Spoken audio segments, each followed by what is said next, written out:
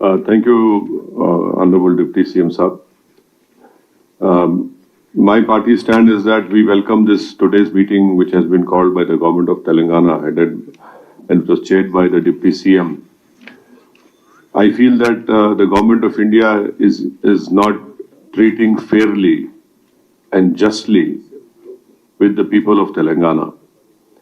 And it is very unfortunate that despite having 8 MPs from BJP and some of them are union ministers, justice is not being done to Telangana in terms of sanctioning of projects. Our only demand is that on the basis of parity, what is being given to other states, that same should be sanctioned and approved to the state of Telangana. For example, the Honorable Prime Minister in his many speeches when he had come to Telangana had talked about this RRR road.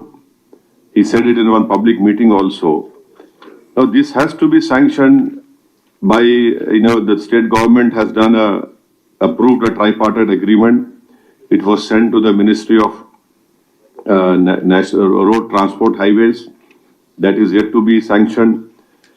And secondly, Metro Rail Phase 2, an amount of 24,269 crores. Ministry of Urban Development must sanction it. A proposal has been sent. The government wants to develop Bapu Ghat at Langar House. For that, some 94 acres land has to be given. Then you have this linking of River Musi and the cleaning of River Musi and drinking water project of Godavari Phase 2 under Amrit 2. A proposal has been sent to sanction 7,400 crores as financial assistance so that this water problem can be solved in Hyderabad and surrounding urban agglomeration.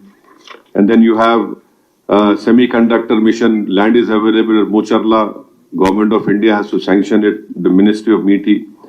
And then IPS officers, Kerala, Assam, Meghalaya, Punjab, Jharkhand are smaller than Telangana, but they have more IPS officers. A proposal was made by the state of Telangana to increase the existing cadre strength. That has not been approved.